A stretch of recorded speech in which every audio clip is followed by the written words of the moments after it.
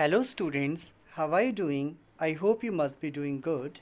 So today we are going to start our next topic, which is article writing. So we are coming to the next part of our English subjects session, and the next part is writing section. So article को लिखने का तरीका बहुत simple है। तो हम इसको लिखने के तरीके से पहले एक बार देखते हैं कि आर्टिकल होता क्या है। सो आर्टिकल को आप एक कंपोजिशन कह सकते हो, ठीक है, जो किसी स्पेसिफिक सब्जेक्ट के बारे में लिखा जाता है।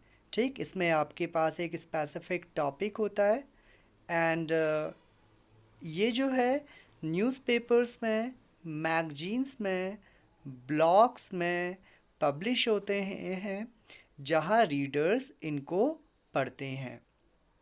Okay, so in simple language, you can say that it is generally a composition of writing about a specific subject for the purpose of publishing in newspaper, magazines, blogs, etc.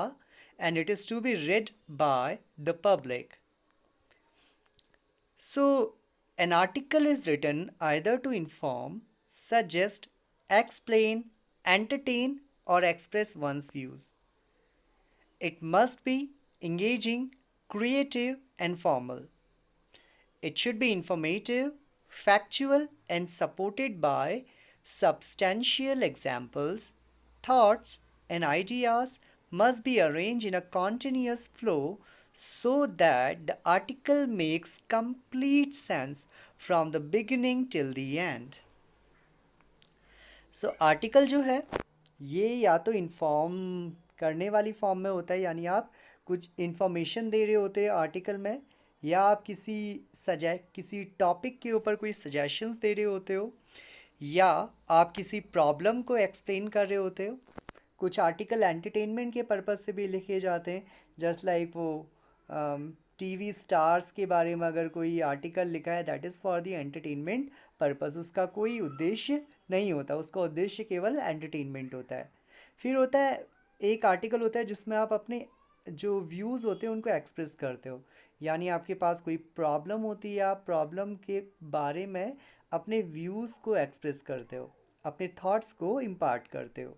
ठीक है, तो article in सारे topics के बारे में लिखा जाता है। एंड आर्टिकल जब आप लिखो तो इसमें कुछ बातों का ध्यान देना नेसेसरी है। पहली बात है, your article should be engaging, मतलब जो रीडर है उसको इंगेज कर पाए आपका article. As well as your article should be creative, आपका आर्टिकल क्रिएटिव होना चाहिए, फॉर्मल लैंग्वेज में लिखा होना चाहिए, इंफॉर्मेटिव होना चाहिए, इंफॉर्मेशन होनी चाहिए उसके अंदर, फैक्चुअल होना चाहिए, फैक्ट उसके अंदर आप ज़रूर डालोगे। जब भी आप आर्टिकल लिखो, आर्टिकल में बिना फैक्ट का आप आर्टिकल नहीं लिखते हो।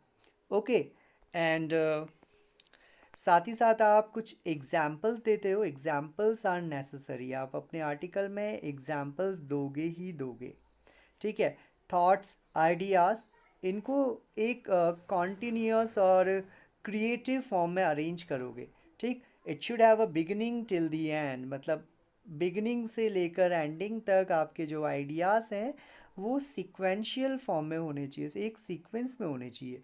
ऐसा ना हो कि आपने आगे पीछे वाले सीक्वेंस में कर दिया है, पहले आपने प्रॉब्लम बताई नहीं है और आप अपने थॉट्स के बारे में लिखने लग गए उस प्रॉब्लम के।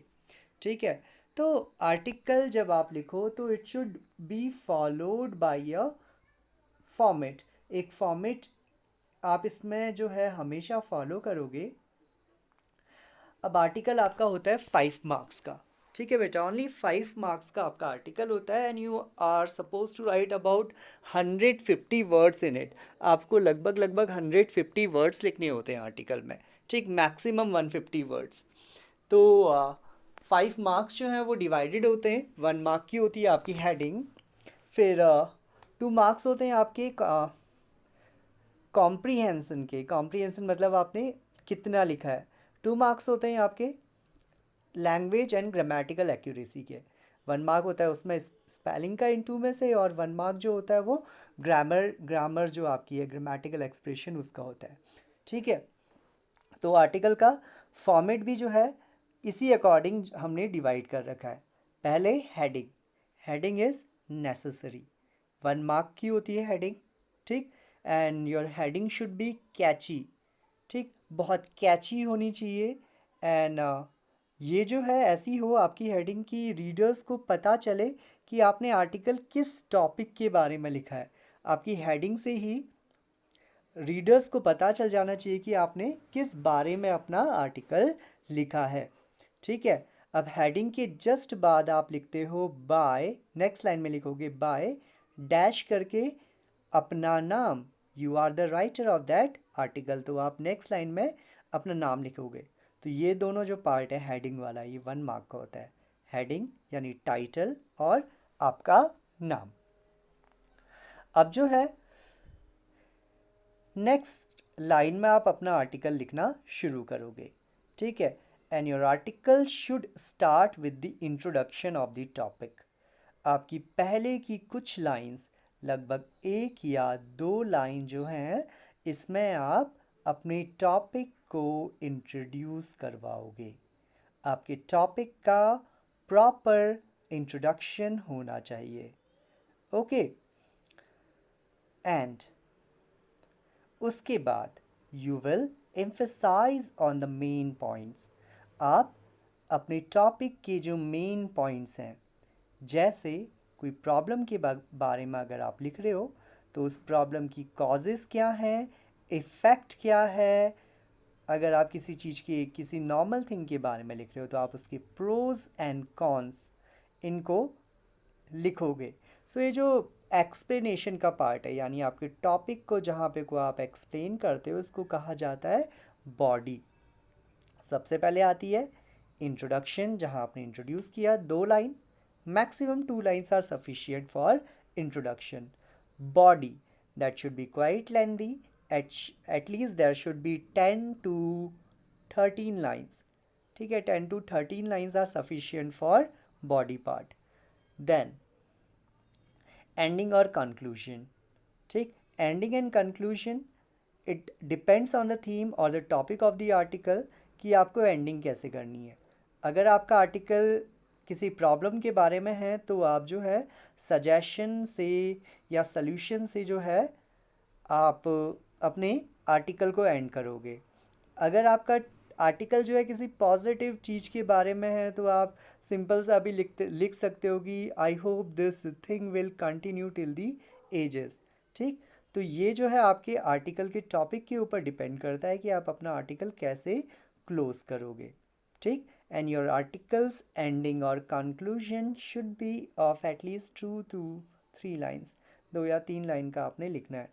तो ओवरऑल अगर आपका आर्टिकल की मैं लेंथ बताऊं तो आप 15 से लेकर 20 लाइंस का आर्टिकल लिखोगे, ठीक। 15 से 20 लाइन में आ जाएंगे आपके 100 से 150 words. So this is the format of article. I hope आपको समझ में आया होगा। Thanks for watching the video.